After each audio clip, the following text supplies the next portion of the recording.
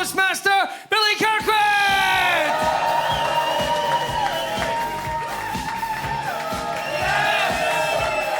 Oh, thank you very much. Hello, Edinburgh!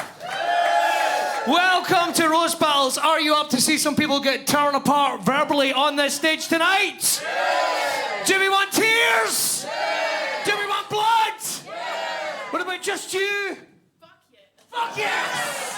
Fuck yes. My friends, welcome to Roast Battles. Let me explain what's going to happen. We have got these brilliant battlers, this selection of comedians backstage. They are going to come on, they're going to tear each other apart. There's only a wee crowd here tonight, but I tell you what, make some noise, let them hear what type of crowd you are!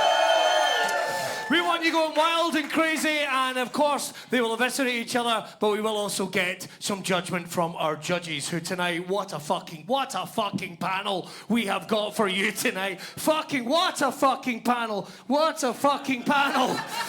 Ladies and gentlemen, first of all, would you give it up for DT Beirne, everybody? Eva motherfucking Peroni! And by God, it's Stuart Murphy! Right, my friends, we're going to make it sound like there's 20 people in this room tonight. Fuck it, let's go down the road. Let's go down the road to the Three Sisters, start a fight. Who the fuck is with me? Come on out, we can take these student hipster bastards. Fucking look at them. You've been in plenty of fights, sir. I can tell, I can see the bloodlust on your face. This guy would fuck you up. Look at this guy. He could get you pregnant from here. My friends, what a day we've had. I'm going to go to our judges to see what they're looking for from this selection of comedians tonight. Stuart, we're going to come to you first. I don't really care about the comedians. I want to get pregnant from that guy looking at me. Yes! Yeah. Take a number. There's a queue. Yeah, there is. The woman he's with looks like she can take me down like a calf at a rodeo. She's going to be there with a Super 8 camera. Click, click, click, click, click, click, click. Like the Zapruder film of mind-fucking. From the comedians, you say. You never said they'd be comedians. Well, I'm looking for originality in roasts, but I'm also not naive enough to think that's going to happen. So what I want is choice paedophile gags. Not just, you look like a paedophile, but build on top of it. Like, you look like a paedophile with rickets. Oh. You want a lore to the paedophile story as well. You look like a paedophile who's just too nervous because he's doing it for the first time, that kind of thing. I see. Not sure if he's got the right sweets. Exactly. I like it. Turning up with a bag of fisherman's friends. I mean, no kids falling for that. Oh, it is the sexiest of sweeties. This guy knows. Oh, I felt an ovary twinge. Eva, what are you looking for from these guys tonight? I just want to say, I want to make things clear. This is a great judging panel. It does look like I'm a little bit out of my depth at a Jack Black lookalike contest. Oh, wow. That's out of line. That's out of line. Only because if I let my hair down, I know I'm coming fourth in that motherfucker. You think I'm coming third? Yes, I do. I want to see paedophiles too. I know that we have at least one confirmed, but I won't specify who. No, I want to see. You look like the bait we'd use to catch paedophiles. And it's the ones that are into boys. No, I want to see some people taking risks and it paying off. All right, I love that. And finally, we come to someone that knows how to smash it like fuck. We've got DT Beirne, everybody! Dean, you've been in the judging panel, you've been up on this stage. What are you looking for from these sham weasels? Some jokes would be nice. That would be really great. Jesus Christ, shut it down!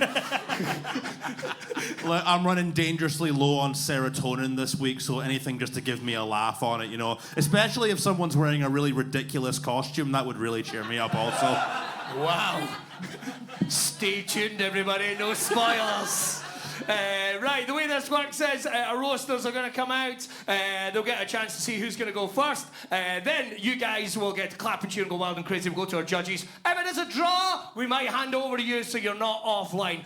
Talking about people being online, we want to talk to our friends who are watching this from a laptop somewhere. You are the worst of humanity. Give up on yourselves. What the fuck are you doing with your life that Netflix was the second choice? Anyway, that's the folk online taken care of. That's told him. Shall we roast? Let's do it. Shall we roast? Yeah! All right, well, on that note, please watch me awkwardly get a piece of paper out the back of my jeans as I did not memorise who's up first. Fuck yes, ladies and gentlemen, two heavy hitters. Please give it up for George Leeson and Jack Brookmyre! Hello, hello. Hello, hello. All right, really awkward thing here because they've only given us one mic. You're gonna have to pass it back and forth. Who wants to go first? Jack. Jack's going first, okay, fair enough. Jack. Oh. Fucking stop us if we get too professional here. Imagine a fire starts in this building. We're all fucked. Just that guy trying to put out the flames with his jizz. Oh!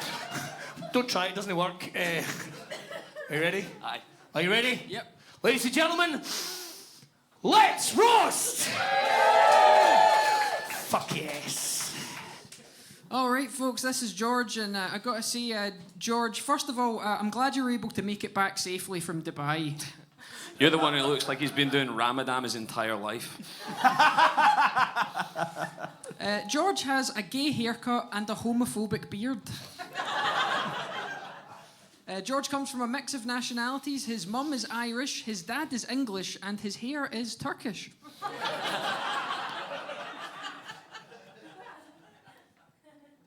It's your go. Oh, yeah. So it is. This train station pigeon is Jack Brookmyre. He loves death metal, which is what he calls the gold fillings he robs from graves. It is wild how you can look like a corpse and an undertaker. He's great in impressions. He's currently doing a great one of a man banned from every morgue in the country. Hi, I'm George.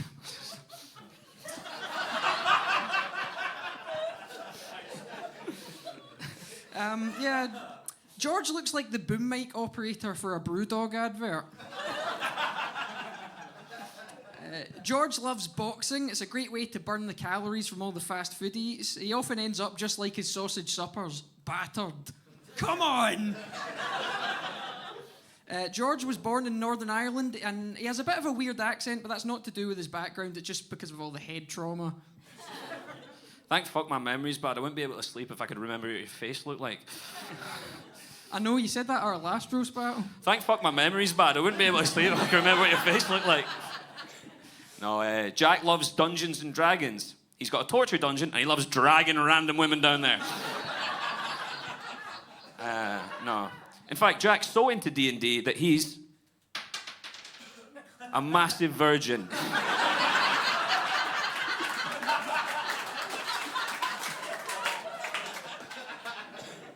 Oh, critical hit, okay.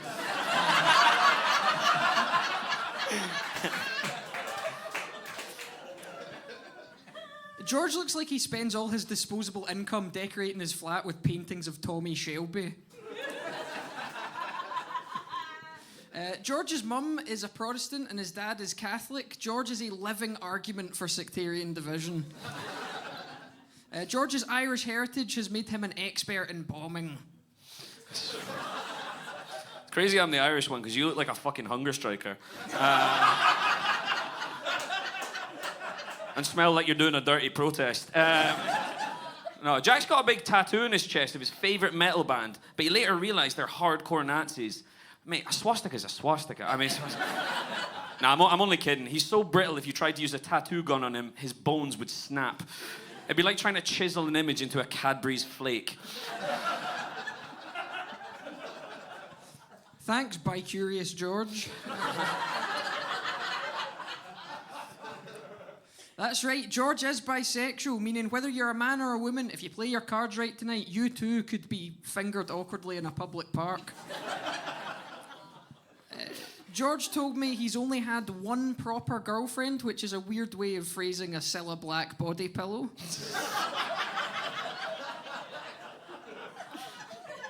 I'm not surprised that his relationship didn't work out, because he seems like his sex playlist is all podcasts. Your sex playlist is fucking death metal, just screaming and industrial noise, mate. Fuck. No, it's wild how you have the aesthetic of a Holocaust denier and the body of a Holocaust survivor. Jack's got over 1,000 hours on Rome Total War and 2,000 hours trying to convince vulnerable people online to kill themselves. George says he has a phobia of slugs, but he really just feels threatened by any creature that produces more disgusting secretions than him. George loves Doctor Who. He had to get into that because otherwise he'd just be getting too much pussy. No, but he loves Doctor Who because he loves the idea of time travel. If George could time travel, he'd go back in time to stop 9/11 by going back to the 9th of November 2001. Can't fucking end on that one. I can see why he likes Doctor Who, because he looks like the Madry guy regenerated into a football hooligan. It's wild I'm the one who likes Doctor Who and you're the one obsessed with the manosphere. It should be the other way around. No, I genuinely had to have my cat put down this morning. And you're still the most sickly, depressing pussy I've seen all day. You sound like a Sky Sports commentator for competitive masturbating. And you're the champion. All right, no, like, despite the fact he looks like he owns dangerous reptiles and would shoot up a school, he is a close personal friend of mine. So, ladies and gentlemen, give it up for Crocodile Dunblane.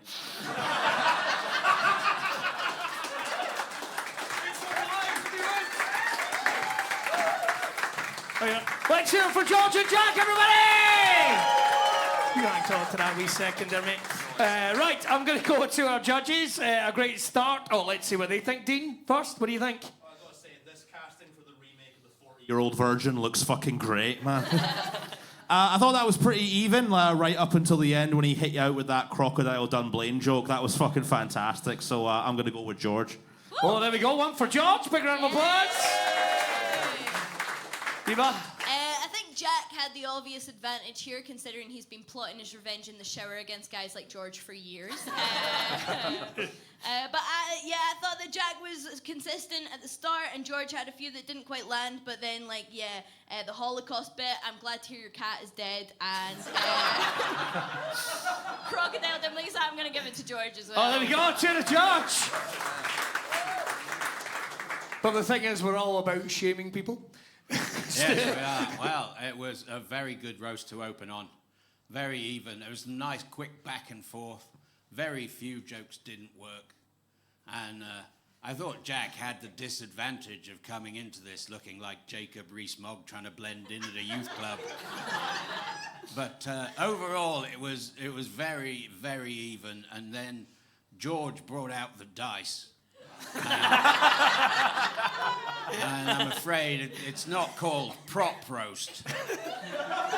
It's roast battle that was presumed verbal. And so tragically he kept going after the dice, and so for me that's instant disqualification. I don't make the rules. I'm simply corrupt enough to think of them on the spot and then enforce them. So Jack is the winner by default because he was, for the last 2/3 of that roast, in my mind, just insulting an empty space. So there we go. It is 2-1 to George, everybody! But let's hear it for Jack Brookmyre as well! All right. Let's get our next pairing up. Please would you welcome Calum, Hunter and Alvin Beirne! There we go. Thank you, sir. I'm going to borrow that one off Mr. Stu, if that's okay. My friends, have you decided who's going first?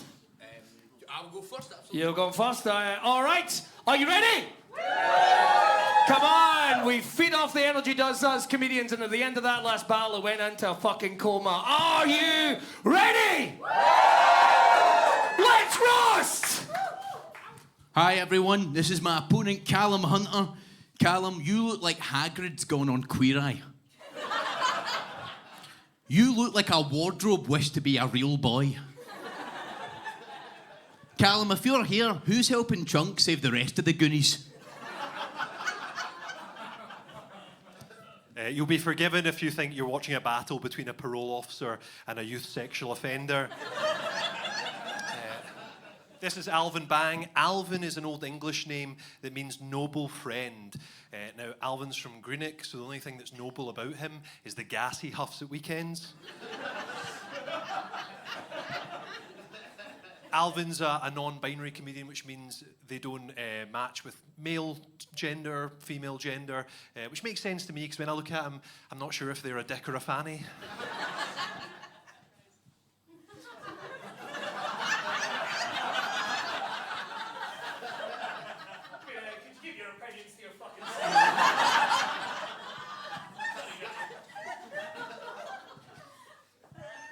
Calum works in sales, dispelling the myth that it's all personality.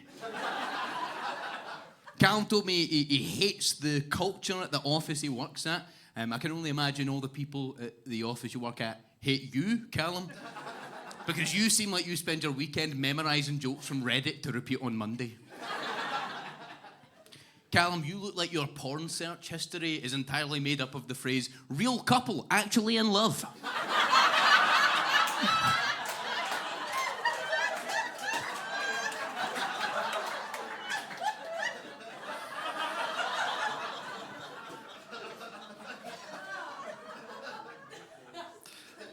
I said don't mention anything true. Alvin's a big movie buff. Alvin, if you're here, who are the Warriors beating up tonight? Alvin looks like a test tube baby. If that test tube was a Pringles can. Now, Alvin Bang is a stage name from his two favourite movies of his childhood and his adulthood, which was Alvin and the Chipmunks and Shitty Shitty Gang Bang. Alvin told me he wouldn't believe how much he actually masturbates to Alvin and the Chipmunks. Shitty Shitty Gangbang is a bona fide classic. Calum's not just big, he's also very, very stupid. He looks like one of the henchmen from one of the gayer Batman films.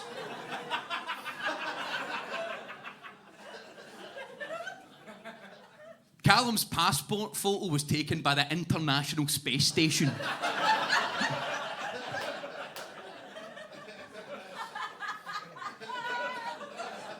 Calum, you look like the Michelin Man's gay brother. Alvin doesn't struggle with depression and he isn't working class. Sorry, Alvin struggles with depression and he isn't working class. No, Alvin, he's a really smart guy. He's currently studying his master's, Dungeon for toys they haven't used. He's a socialist, he's a vegan, he's an anarchist, and what that really means is his dildo has solar panels. Speaking of Batman, you kind of remind me, Calum, of a Batman villain. Solomon Grundy gentrified the south side of Glasgow on a Sunday. That was a deep cut, fair enough.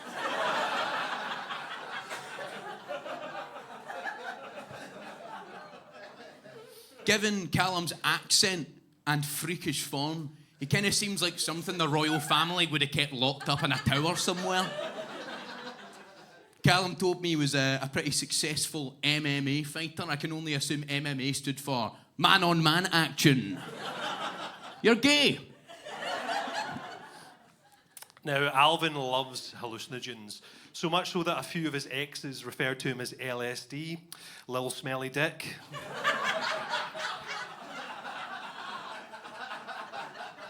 Now, he absolutely loves weed. He loves weed so much he wants to go to the United Arab Emirates because he thinks there's a city called Dubai. Now, don't worry, everyone. I've encouraged him to go because Alvin, everyone in this room would really love to see you get stoned. So I was looking for some material to roast Calum about because he doesn't have that many personality traits. So I went on his Instagram, he posted a couple of Spotify Wrapped. Now, one year, a couple of years ago, Calum's top song on Spotify Wrapped was ASMR for Anxiety. I haven't written a joke. Another one of the songs that was on there was a reggae remake of God Save the King. So, Callum, clearly you're trying to appeal to two separate communities that would never accept you.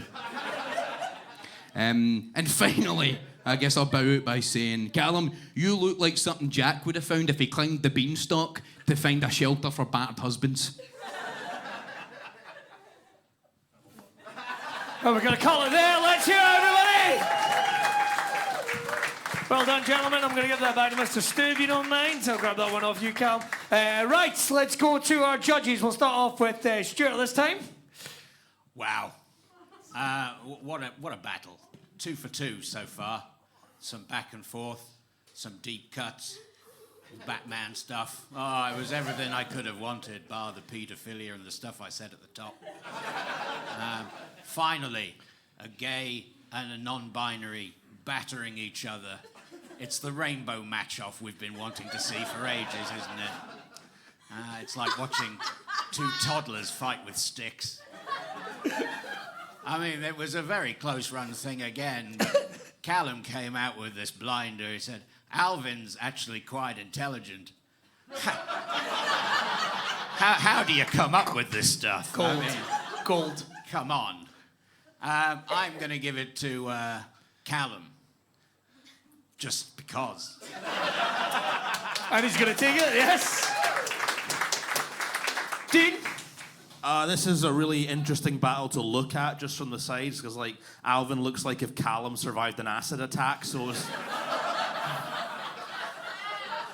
Honestly, I love that you brought up the Batman villains as well, Alvin, because you look like what would actually happen if the Joker fell into acid. Although, overall with that, a lot of my favourite lines from that did come from Alvin, like the real couple actually in love, the International Space Station, and the gayer Batman films. That was really fun, so I'm giving it to Alvin. Oh, there we go. One each. Eva? Yeah, that was good. My favourite part was when Callum used Alvin's correct pronouns only for the non-binary joke and then never again.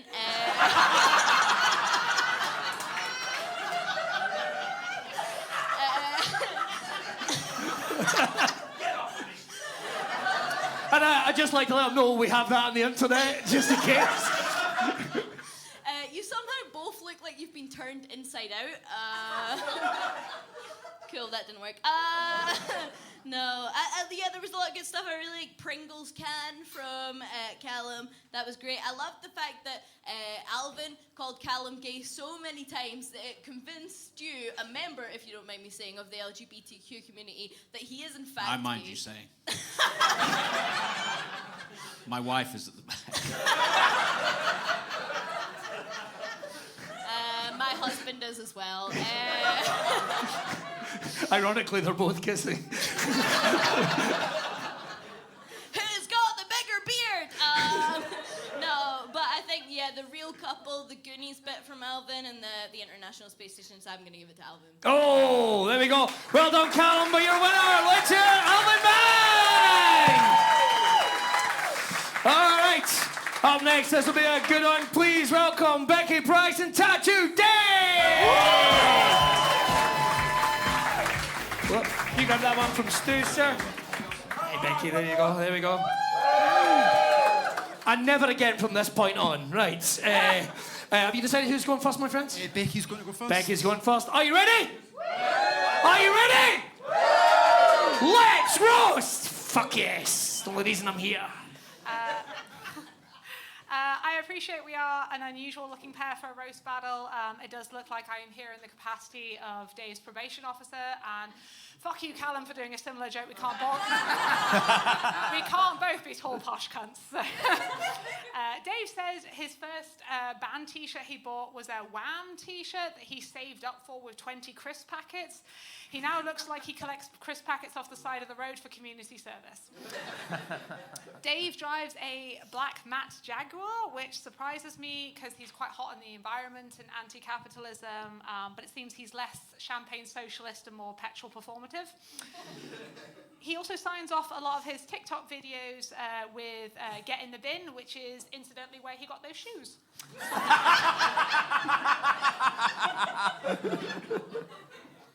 These are fucking belters, by the way. Guys, this is Becky Price. Becky looks as if she's dying to tell us exactly why she's offended today. Becky is so posh, you've heard her. Becky is so posh, she magically appears whenever you look in the mirror and say Waitrose 5 times. Becky is so posh, her rap name would be Camilla Ice. I could also end with Smally Smalls and the Wu-Tang Flan. Some people say when they meet a guy, they can see themselves settling down with them. When women meet Dave, they see themselves having to give a statement.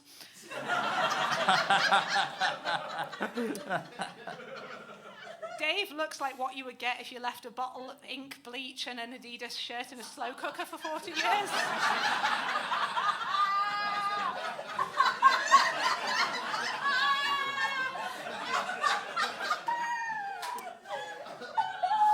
Dave likes ice baths and he tries to manage 5 minutes at a time.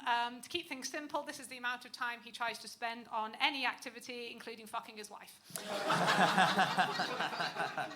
Unfortunately, as a straight white cis male, there are certain things that Dave just can't say, like something intelligent.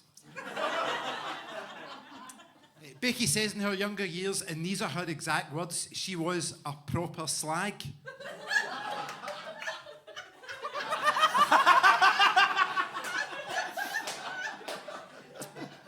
Becky was in Elvish Club at high school, which only had 3 members, which was Becky and her maths and English teachers. There's no joke there, I just think people need to know. If there was a film about Becky's life, she'd be played by R.J. Mitty, who played Walter White's son in Breaking Bad. Okay, that was a risk, that didn't pay off. Some people think Dave is gay. They have a point because whenever Dave signs off his social media videos with Bite My Banger, he lives in hope that a man will take him up on it.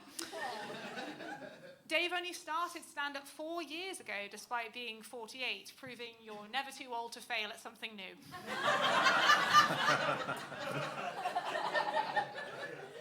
Dave has been diagnosed with many different mental health issues, but the most easily diagnosable thing is his pathological need for attention. Yeah. Becky was diagnosed with MS. You've all heard her speak, that just means Marks and Spencers.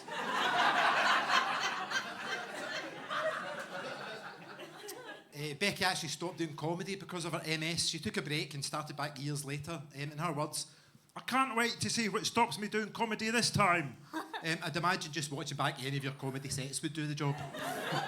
Becky's posture is so bad, if she could stand in a ball, she'd look like that lamp at the beginning of Pixar films.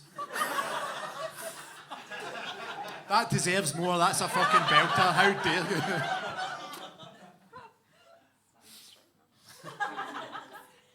Dave looks like if an Etch-a-Sketch took ecstasy.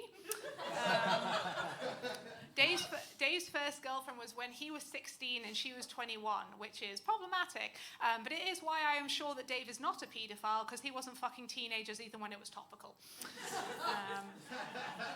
As a socialist lefty, Dave hopes to make a permanent and irreversible change on society, but failing that, he will settle for making a permanent and irreversible impact by making shite videos in his car.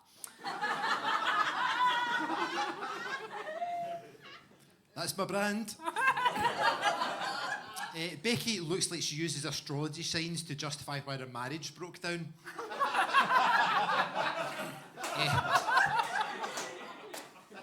Becky's marriage failed, obviously. She met her other half at trapeze class, which was the only way she could get anybody to fall head over heels for her. Her hand slipped, she fell off the bar and just landed on his cock. Becky's other half is Polish, which proves that Eastern Europeans really do come over here and do the jobs British people don't want to do.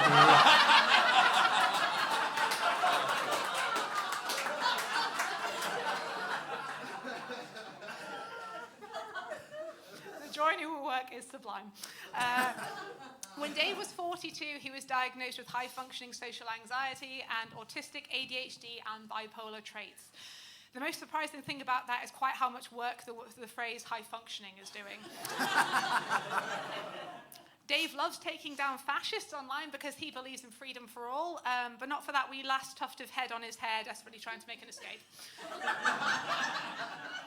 His views say social hero. His face says ankle tag, which is why he is every woman's guilty wank. Dave is very liberal and he has an eat the rich mentality, but to be honest, at his age, it would probably be more advisable to eat soft foods. So. Guys, Becky's been a good sport tonight, which is the only time her name and good in sport would be mentioned in the same sentence. Becky works as a nurse. She spends a lot of time removing unimaginable things from people's bottoms. And then when she's done with that, she goes to work in the hospital as a nurse. The NHS has been chronically underfunded for decades by successive UK governments. It was decimated and still recovering from COVID. Dr. Harold Shipman killed an estimated 250 people, and Nurse Lucy Letby was convicted of murdering 7 children in her care. But Becky Price is still the worst thing to ever happen to the NHS. That's us, thank you. And we're done. Thank you very much. Big round of applause, everybody. And just very quickly, could I get an extra round of applause for Becky? It was her first time roast battling!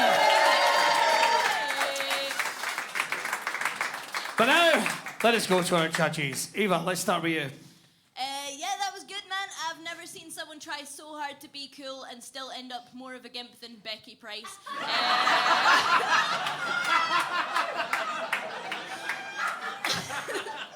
I enjoyed particularly when Dave gave 3 different options of a joke and I liked none of them. However, I did really like your M&S joke. That was fun. And the Polish joke was also really good. But fucking Becky, man, that slow cooker joke, that got me!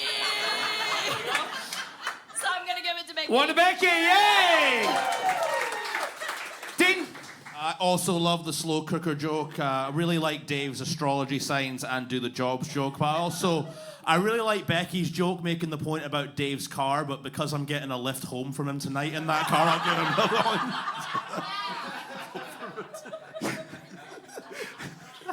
So you're giving it to Dave just on that reason? I don't want to take the train home, Billy. Fuck yes! Democracy! Okay, you should do a video on him in the morning. You do a video on him in the morning. They'll love that. Stu! How dare you insult my wife? I'm joking. Imagine. Now, I was left wondering between the two of them, is there any physical or mental symptom they don't have? Because at one point it was just a list of just symptoms and diseases. I suppose we should be grateful you both survived till the end. It is nice that Tattoo Dave has learned that to hurl abuse at the physically disabled in the street is wrong, but indulging it in roast battle gets you applause. I thought Tattoo Dave had the better jokes, but I'm going to give it to Becky. Take it! Because I want to vote for the winning person at least once tonight. And I didn't want it to be a draw. So I chose Becky because it's a first time. It's her first time on this stage. It isn't easy to get on this well, I don't know why I'm saying that. It's fucking easy to get on this stage. But I thought they both did very well. But Becky wins it. There we go. Well done, Tattoo Dave, for your winner, Becky Price!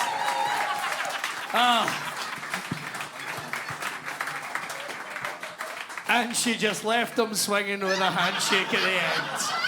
A fucking baller move, Becky. Good for you. I enjoyed that. Right, it's our final battle of this section before we take a break. So please would you welcome Scout Robertson and Cat Powell!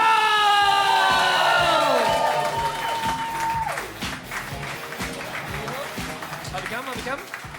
Hey, pal. That's for you. I'll get this one of Mr. Stu if that's okay. There you go, Scout. Budget. Right, okay. Are you ready, my friends? Have you decided who's going first?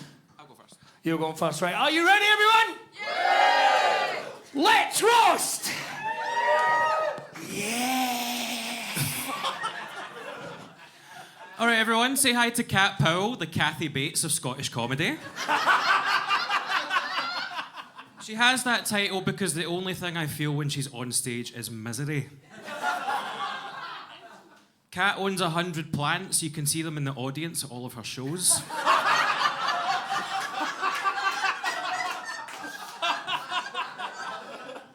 Kat looks like every time a successful, funny female comedian comes on the scene, one of her Horcruxes dies.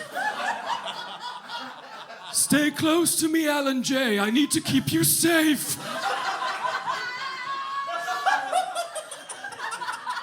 I'm riding those coattails all the way to the top. Scout dresses like Neo, but instead of fighting the Matrix, he's fighting AIDS. I'm on prep, you bitch. Shut up. Scout looks like something that Reform would put on a poster to fight the gay agenda. In the queer community, Scout would maybe be called an otter, as in, this is how your makeup ought to look.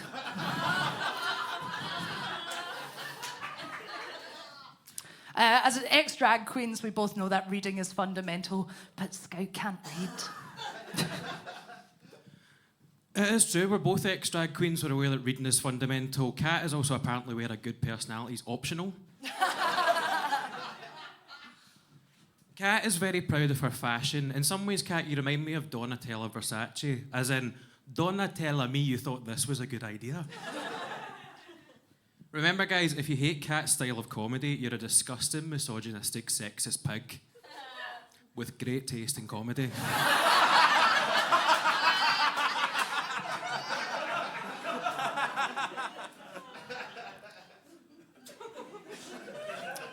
Scout, I think your wig might be slipping. Scout does particularly huge makeup. Makeup for the back row, forehead for the International Space Station. Who thought the ISS was getting so much stage time today? Wild. Forehead so big she buys her foundation at B&Q. Scout lost her virginity behind some bins. Never straying from the familiar, that's also where she picks up her outfits. Scout auditioned for Big Brother, but quit when he realised it wasn't about fucking your siblings. So Powell is actually a Welsh surname, don't know if you know that, which is quite convenient because Kat's boyfriend is obviously settled for shagging sheep. Kat has asked me not to go after her weight, and that's fair because many of our other opponents have, and I possibly couldn't contribute anymore.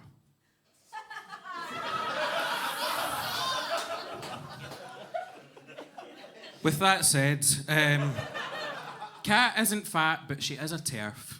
TERF, in this occasion, TERF stands for This Elephant Reeks of Failure.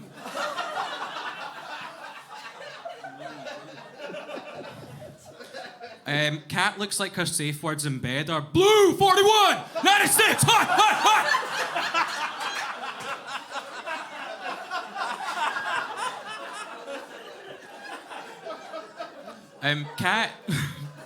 Kat used to be a theatre director. She cast herself in Macbeth as the witch's cauldron.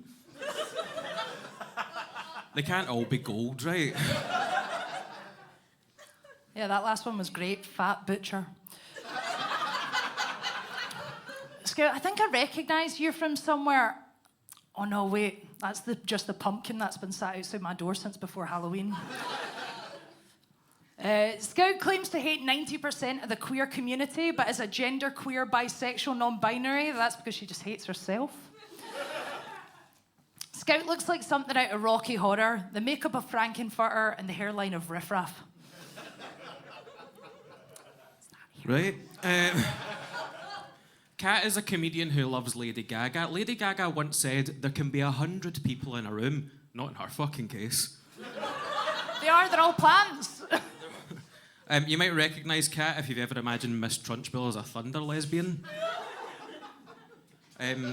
Kat released a reel last year that said jokes that should have slapped but didn't. I think that should have been renamed to jokes you should have been slapped for but wasn't.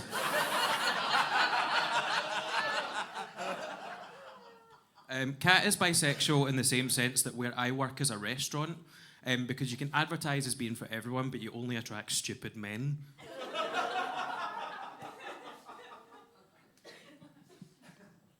Nice one, Queef Lemon.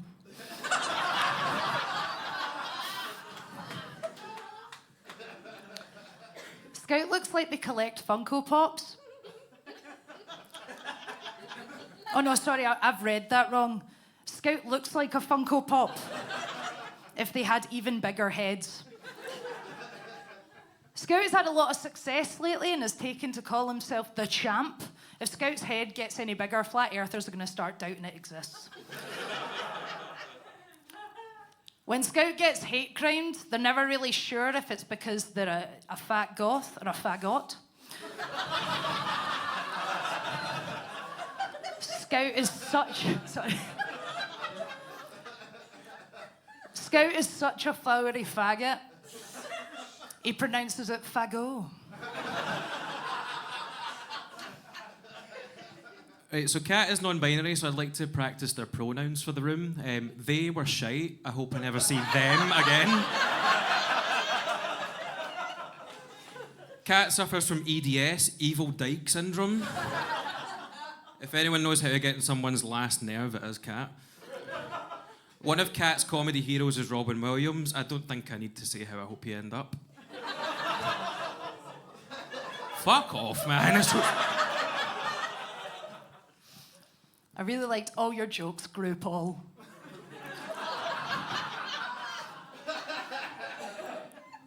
I'm sorry, I'm really proud of that one.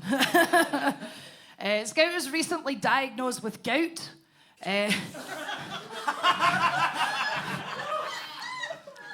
Which is a medieval disease populated by Henry VIII. And like Henry VIII, Scout has also dominated legions of Irish Catholics. Scout. Scout wears a trench coat in honour of the gaping trench where his asshole used to be. And since the gout, he has a cute matching trench foot. And it still wasn't as painful as listening to you. That's fine. Scout dresses like a school shooter because he's always making kids take shots in the mouth. Done.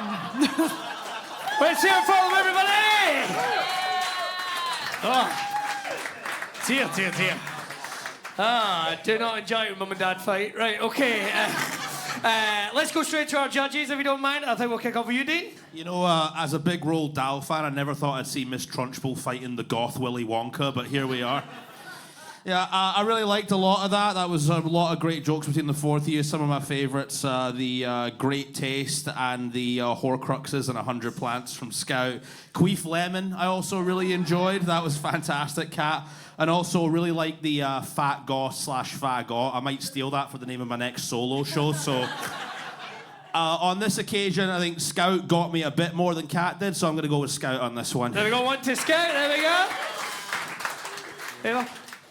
This was great. Scout, somehow you look like Cat in a wig.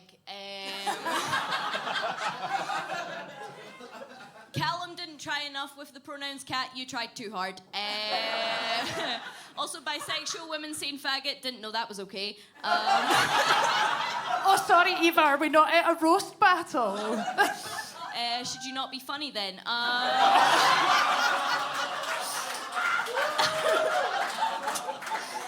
We just have a wee surprise roast in the middle of this, boys.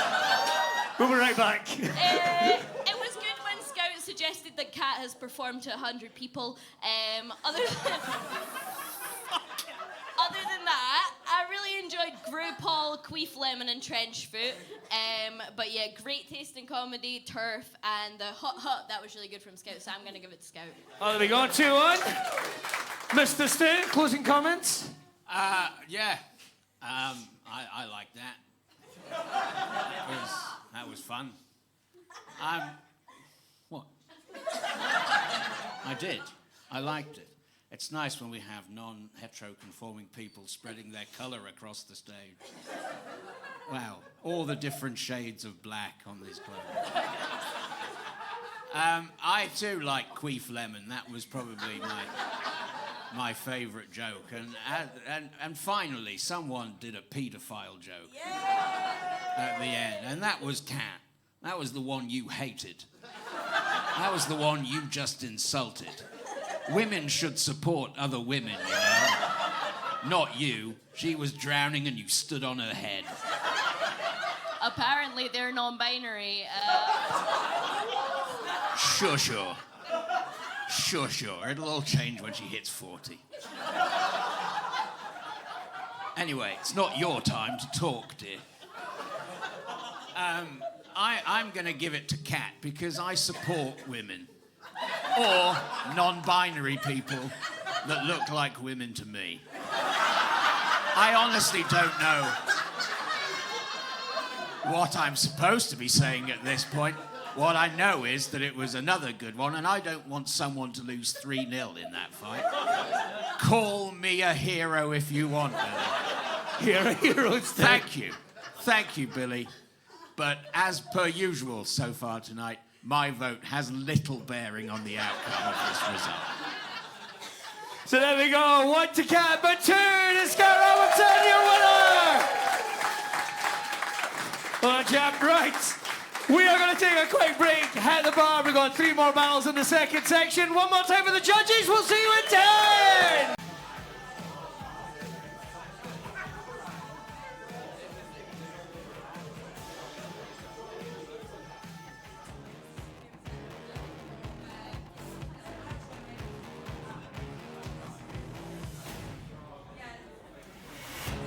Ladies and gentlemen, welcome back to part 2 of Roast Battles here at Monkey Battle Comedy Club in Edinburgh. Please welcome back your Roast Master, Billy Goodman! Thank you very much. Yes! Yes! My friends, we've already seen the greatest night in comedy. And who knows what the fuck is coming in the second section. One more time for all our battlers in section number 1, if you do not mind! But before we go any further, I just very quickly want to touch base with our judges who have been fantastic. One more time for DT Beirne, Eva Peroni, and Sean Murphy, everybody!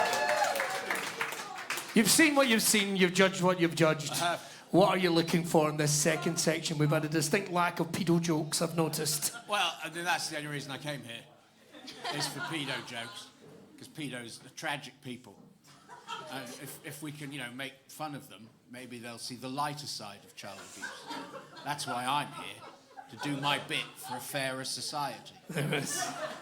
I'm sorry to be so serious, but a friend of mine in the break, in the audience, she just told me that she's now been recognised as officially cancer-free. Yeah. Fantastic. Yeah, but she's never actually had cancer. She says this every fucking time. Every time. So I'd just like to see, someone not mention they've got cancer. I think that would be good. All right. We'll keep an eye. Eva? Yeah, those were some really, really great battles. Hope to see more of that. I would like to apologise for any comments made and state that they do not represent the Eva Peroni brand. You've got a brand. Yeah. You're classic. You really deserve your position on this row. Thank you. That was some really fucking good battles. Really, really high quality, especially because so many folks right now are doing their own shows in Glasgow and stuff like that. So really high quality. Hope to see much more of that in this section. Excellent. Finally, Dean? Let's just have some fun. Fuck it. Let's have some fun, everybody! Hey. If you're happy and you know it, clap your hands. Grow up. Right, okay. It's one of my bits as well. Fuck me.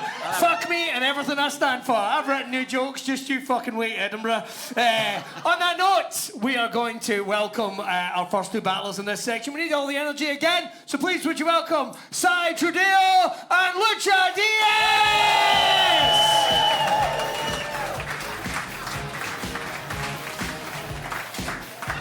Let me get that to you, Si. Fucking kill me now, man. You could have fucking dressed up, Jesus Christ. Right, have you decided? Even when I look away, it's still out of the corner of my eye. Have you decided who's going first, guys? I can't breathe. You can't breathe. Sure. Keep it on. Now we're getting serious. Have you decided who's going first? Yeah, I'm going first. Let's go with Lucha, right? Are you ready, everybody? Yeah! Let's roast. Just a wee one for mice that don't like each other. Let's roast. How's doing, everybody? Happy St. Patrick's Day. Just to celebrate like St. Patrick's Day, I came dressed Irish.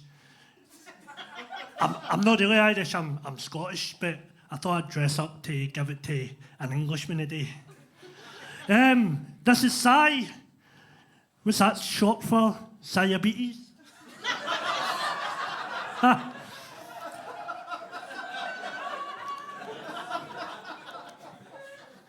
On the way to the show tonight, Si phoned me and says, is there any chance I could pick him up?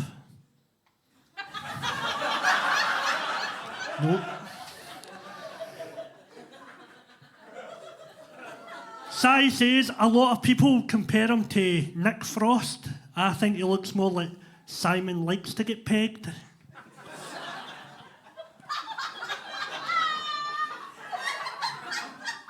I've never tried it.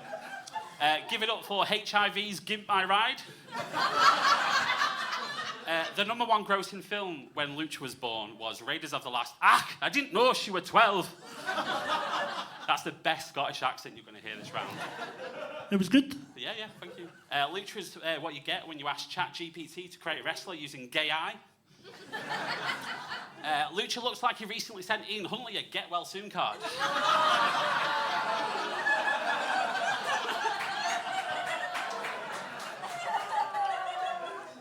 Too soon?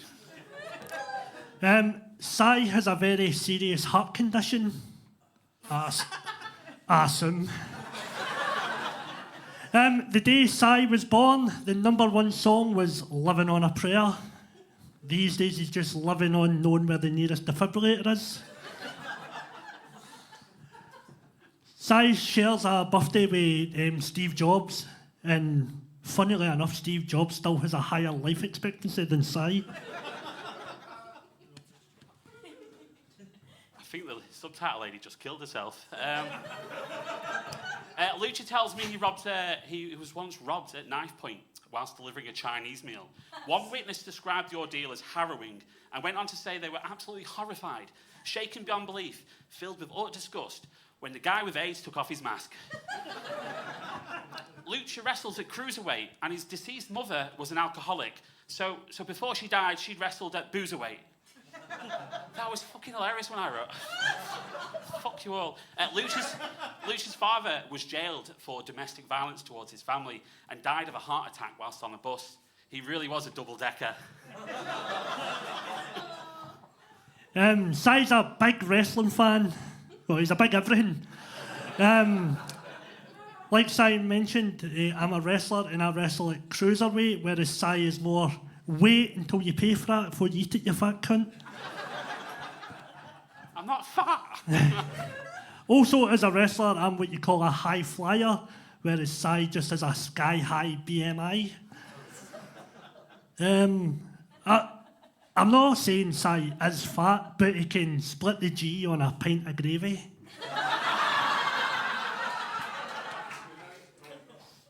Give it up for List Benoit, everybody. Lucha was a bit of a rebel back in the day, and he still is. He recently got kicked out of the clan for showing up wearing the wrong coloured mask. One of Lucha's favourite artists is Wyclef Jean. Sorry. Oh, fuck's sake. Lucha has a wide cleft on his jaw and hates gays. Lucha's favourite show is Taskmaster. Hey, Lucha, I have a task for you. Can you pronounce World Wrestling Federation? Si doesn't have any nieces or nephews, but still his family's creepiest uncle. Simon says, don't tell your mum and dad, it'll be your little secret. Simon also has a degree in film production. Going to show all those years of hiding cameras in public bathrooms, it was really paid off. 50 Shades of AIDS, everyone. Lucha's finishing move is the 619, which makes sense, as this gimp likes to 69 one-year-olds. Lucha wasn't named in the Me Too movement. Why, you ask? Because babies can't talk. Austin 316, more like Austin's free in 16 days. Stop raping him. There's your paedophile jokes. I'm so sorry. Yeah.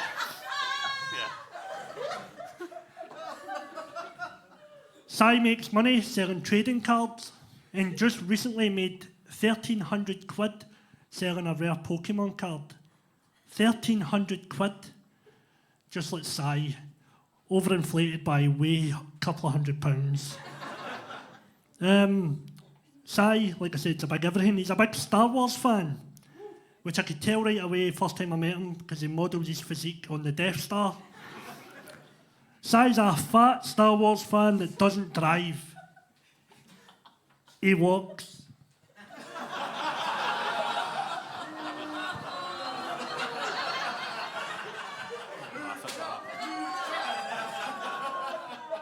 Give him biscuit, everyone. Lucha wrestles at kids' parties, and his favourite match type is TLC. No, not that one. Tasty little children. Tables. Do it! Do it! Tables, ladders, and chairs isn't just a wrestling match, but the three options Lucha's brother had to step on before he hung himself.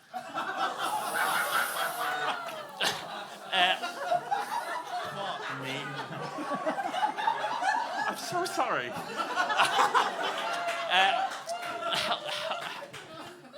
Give us a minute. Lucha is so... I can't see his eyes. Lucha is so bad at pronouncing certain letters that he could never win a game of Hangman. Oh, but your brother could. Last one, and my wife told me not to do this one. I'm really sorry. Hi, Sarah. Make-A-Wish kids get to meet John Cena before they die. Once they've passed and arrive in hell, they get to meet all of Lucha's family. That's us! I'm a call out. Give me that. I'm so sorry.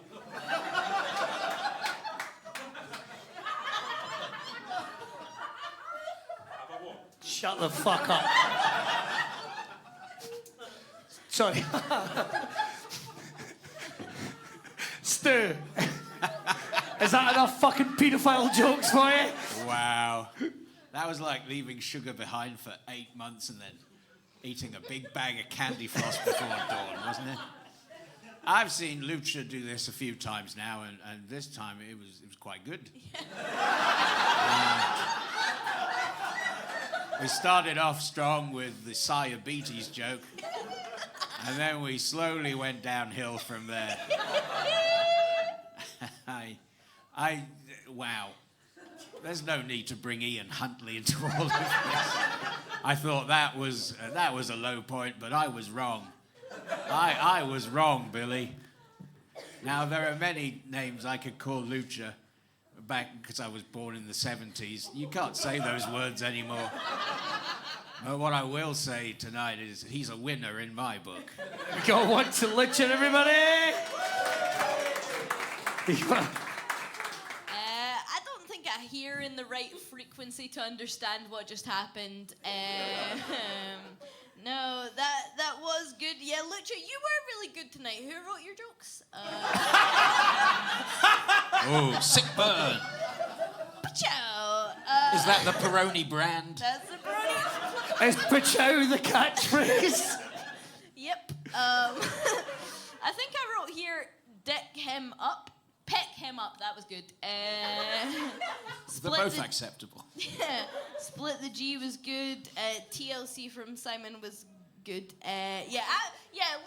I'm going to give it to Lucha. There we go, Chuck. We want to check in with Dean. You can have this back for a start. Oh man, this was... Have I taken ecstasy or something? Like, Si, it's like you're the Make-A-Wish kid who's just realised he's not Rey Mysterio for the thing, man. And Lucha, you've done this a few times, right? You wear, like, themed costumes for these roast battles, right? No. Well, all I'm going to say is that... Yeah. Well, thank God it's St. Patrick's Day and not Black History Month, for fuck's sake.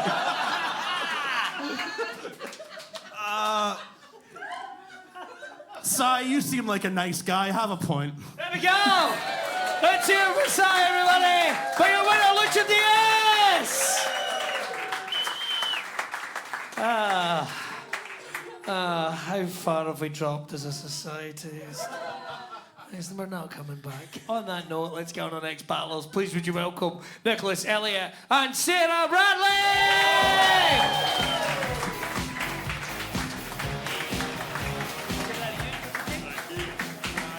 Okay, guys, have you decided who's going first? Yourself? All right. Are you ready, everybody? Yeah. Make some noise for them! Let's roast! Ah! Hello.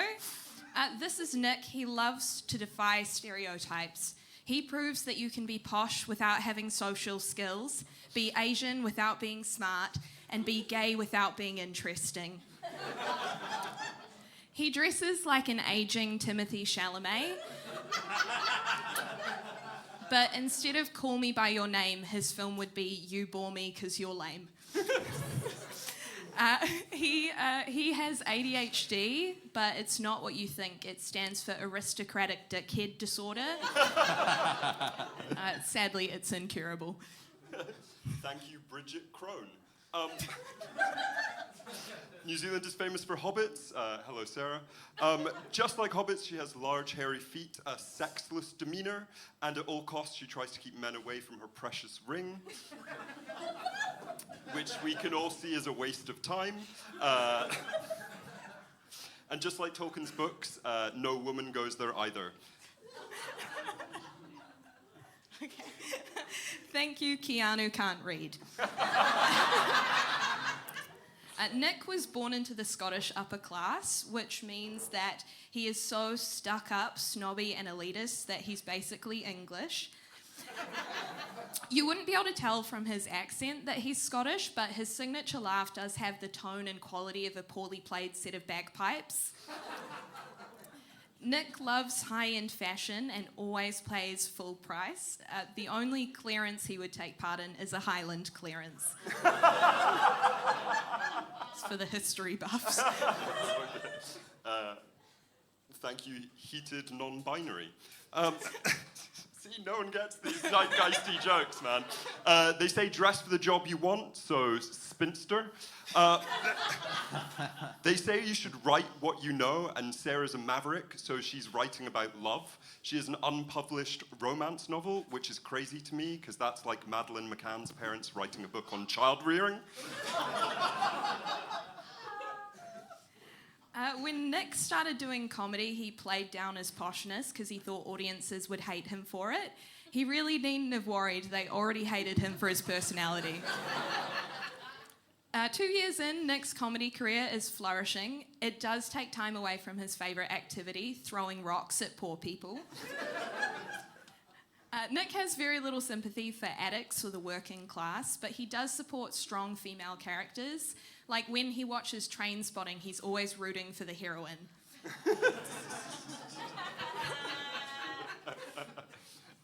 Thank you, Withering Fright. Like a lot of New Zealanders of British descent, Sarah is a big fan of All Blacks, staying away from her.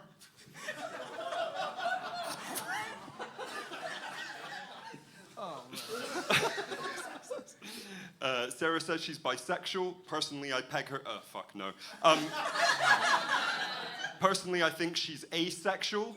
Loser? Sarah's not racist. She just has loads of black friends. She just can't tell them apart. Nick looks like a wax figure from a knockoff Madame Tussauds. He actually had to quit smoking because it got too dangerous to have his face anywhere near an open flame. He brings to mind the 2024 film The Substance. Not so much the bit where she starts getting younger and hotter, more when she stops following the rules and her face starts melting. When I watched The Substance, I found it so nauseating and gross that I actually passed out. and it was still a vastly preferable viewing experience to watching Nick do comedy. Ooh. In fact, whenever I do, I find myself wishing I was unconscious.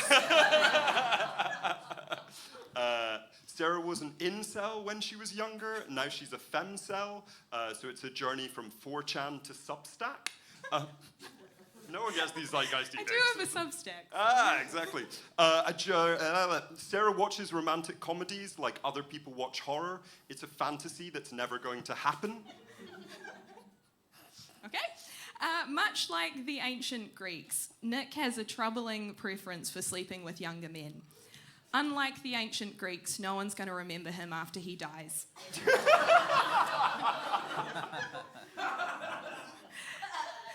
Thanks, Alvin. Nick attended an Edinburgh boarding school known for covering up sexual abuse scandals. This was very disappointing for Nick, especially when he learned that only the teachers were allowed to do it. He's kind of like Scotland's answer to Jeffrey Epstein.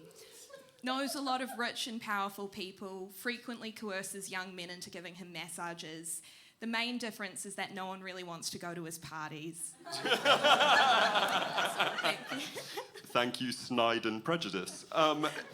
Heated Rivalry depicts two guys having sex, which is more than Sarah will ever see. Sarah has a show called Just Like Other Girls. She's not because of all her extra chromosomes.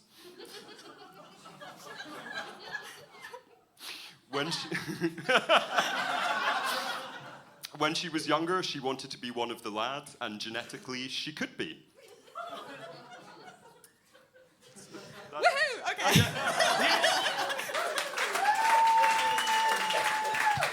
Yes! Yes! Eva. It's a real treat for Nicholas to finally get to backchat his nanny. No, that was good. I really liked All Blacks from Nicholas. That was good. The fantasy one, Peg Her, was also funny. But I just wrote down more for Sarah. I particularly enjoyed when you called Nicholas a paedophile, with an allegory to Greek mythology. Look at what she can do, guys! Yes, I'm gonna give it to Sarah. There we go, one for Sarah. Stu? I disagree. I wouldn't say it was good. But let's be fair about this. It might have gone better in terms of audience reaction, because it came across more like a sort of battle of wits on a Sunday morning Radio 4 show. I think it would have gone better if you weren't following a brain-damaged nut job dressed as an Irish clown's orgasm. But now the people have tasted that, they don't want your bon mots. They want disabilities and a brave can-do sunshiny attitude. Some of the references I just didn't get. And some of the...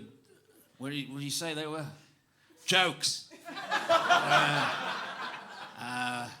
Weren't. But I think, on the whole, it was very genteel. It was like someone picked up the wrong fork at a dinner party or something. It's like a blooper reel for Downton Abbey. But I'm cooking this crowd. This is great. But I'm going to give it to Sarah as well. She had just a couple of better lines. But some final judgment from Mr. Beirne? The Epstein joke was funny. Sarah, you get the point. Yay! 3-0. Let's hear for Nicholas. But your winner, Sarah Bradley!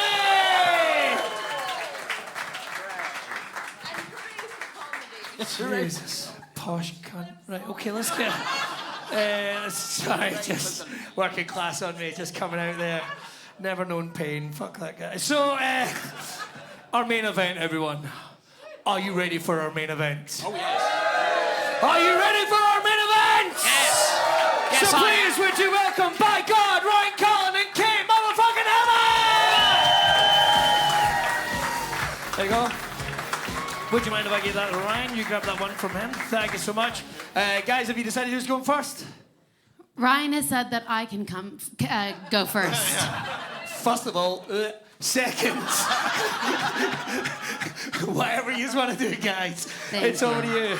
Well, oh God, well, so I'm gonna get off stage. Let's roast. Great. I can't wait to roast the man that cancer can't kill. Ryan looks like a sim if you set all the attributes to none. Ryan, if you're here, where's the cursed bowling ball that denies the Holocaust? I've been looking for it. Ryan looks like a mannequin in a store called Sharts and Spencer's. But you know what? Ryan believes in supporting family. But that's not why he subscribed to his mom's OnlyFans. It's because he yearns to go back into the hole whence he came. Maybe you left your hair in there. I subscribe because it's hot.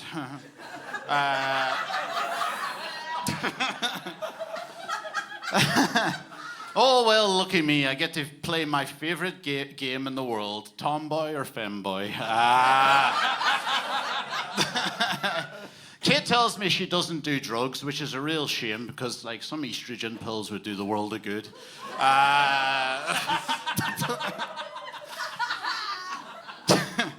Kate is a walking hypocrisy. She told me that she's afraid of commitment, yet she turned up here today in that haircut. I know some of you are like, the fuck. She is an icon in the bald world because she's usually seen on her pictures saying, you know, things could get worse. Anyway, basically, I just wrote here that Kate clearly thinks a bowl cut is when you cut your hair with a broken bowl.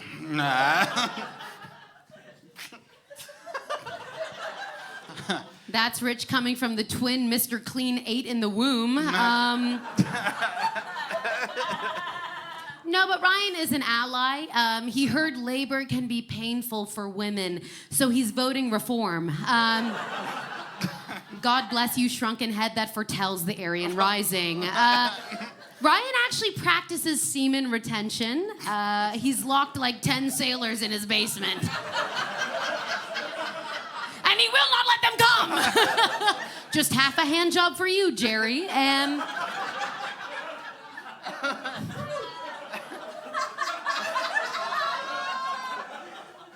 No, but Ryan believes that we should all be more aware of the atrocities in the world, which is why he has a Google alerts for bombings in the Middle East synced to a vibrator in his ass. When something explodes, so does Ryan. It's been a good couple of weeks.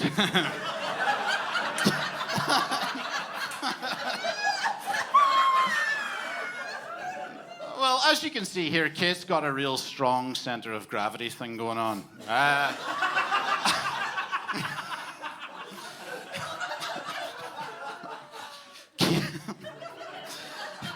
Kate's so stocky that she's the only hammer Thor couldn't lift.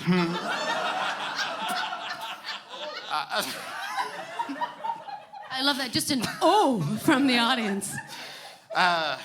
It's hard to explain this, but Kate looks like she plays the role of frigid wife in a movie about garden gnomes. I just feel that she looks quite incomplete without a little red hat and a small fishing rod. Yeah. As you can tell from Kate's everything, she likes knitting. Okay? She says she wants to be able to make a jumper, but by Jesus Christ, by the end of your sets, most of your audience are jumpers.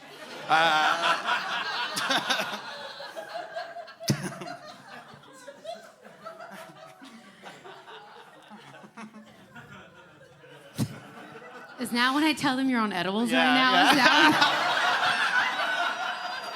They haven't calmed down since like 3 o'clock. Ryan is so white and frail, he looks like if Casper the Ghost went on Ozempic.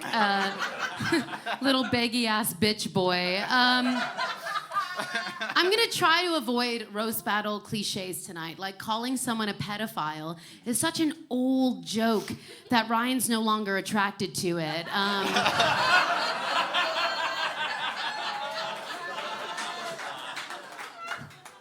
Ryan's mom actually wanted him to join the IRA because it's easier to love him when he's wearing a balaclava. Ryan looks like if you blended Timothy Chalamet with the kids he met on a hospital visit. And you're bald. Fuck you, man. Fuck you. Oh, that's great. Kate's father sells animal feed, which came in handy raising this fucking cow.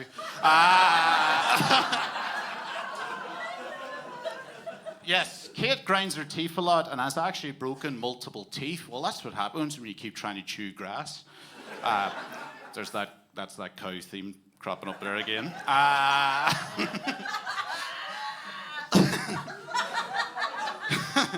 Kate only moved to Edinburgh because she heard that Kate only moved to Edinburgh because she misheard that Rockstar Games were making a game called Smelly Dykes. Yeah, that one was also a high one. No. Sorry, you're done. Well done. I'll take the L on that one. Ryan looks like Voldemort, but his Chamber of Secrets is his gaping asshole. That's right, when Ryan takes a shit, he doesn't even have to push. He calls it a slip and slide. When Ryan walks, his butt whistles, hi-ho.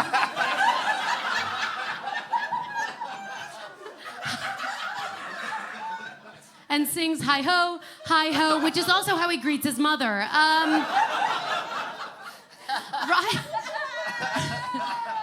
Ryan has actually been hit by 7 cars. That's right. He just has one of those faces that makes you think, kill, kill, kill! Ryan says he turned down sex with a porn star, but he's actually the only man ever to get rejected by Bonnie Blue. She says she doesn't do necrophilia. Okay, the irony of having a second name called Hammer and also having no one wanting to nail you. Yeah, Kate looks like she snorts during sex. You know the way you can tell a lot about someone, especially their past, just by looking at them? Well, I mean, if I had to guess what Kate's youth was like, I'd hazard a guess that she spent her summer nights by Christian campfires singing Kumbaya before being statutorily raped by the youth pastor.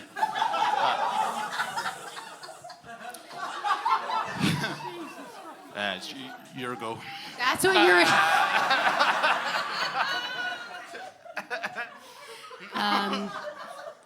Nice to see you again, Pastor. Do you know what? Some people are surprised that women can see a future with Ryan, but it's because his head doubles as a crystal ball, okay? Now, I'm not saying Ryan looks like an egg, but the last time he got hit by a car, he was helped out by a bunch of the king's horses and all the king's men. Ryan's head gets him into trouble, though. Last week, a beam of sunlight bounced off of him into a Glasgow vape shop, and...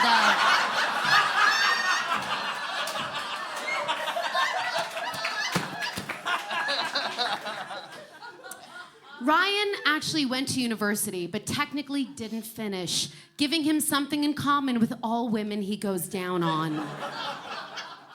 That's right. Ryan has never actually made a woman orgasm, which sucks for his partners, but now we officially know that the chick doesn't come before the egg.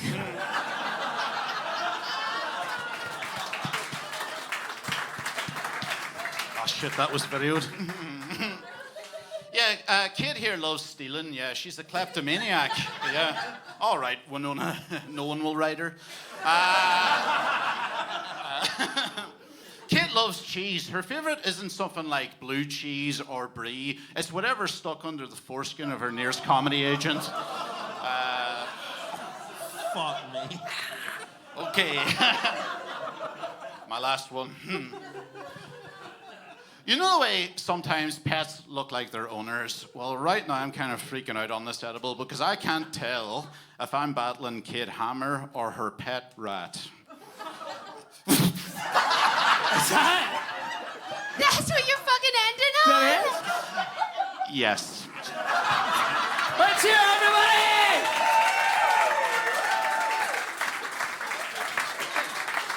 There we go. Well. Oh no.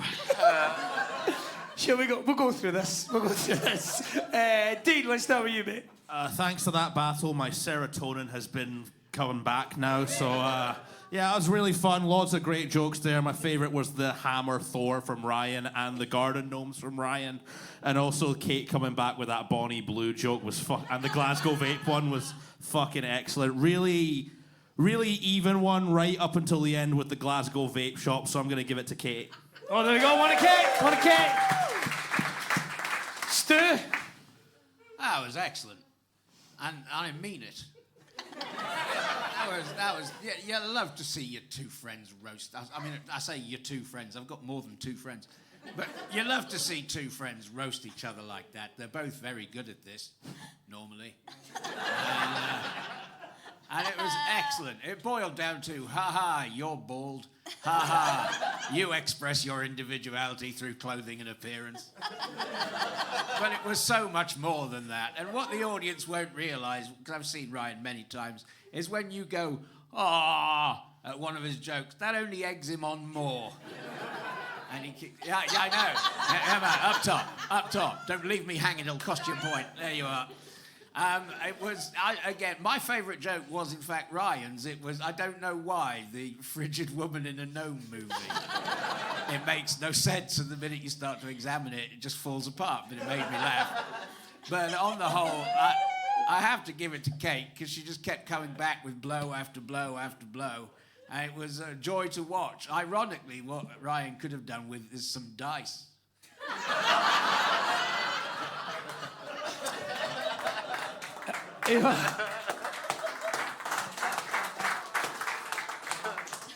Blow after blow after blow, classic for Kate. I really liked Ryan, it was Ryan's joke about the bowling and the Holocaust. If only the Holocaust had ended with a strike, that would have been good. That was Kate's joke. That's fine. Listen. Were you even watching? I think this whole battle kind of looked like Ryan had an abortion live on stage. Said that the wrong way around too. No. But that was so... Eva, you okay? I'm great, man. Just checking. Let's roast... No.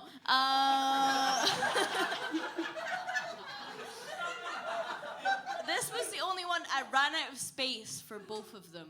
They both did so many good jokes. I wrote down so many, but I wrote down like way more for Kate, so I'm going to give it to Kate. Giving it to Kate. There we go. Knockouts! Let's give a round Cullen by your winner, Kate. One more time, let's hear it for our judges, Eva Peroni, JT Murray, and Stuart Murphy. Make sure to check out Roast Battles next time and online. Go fuck yourself. Good night.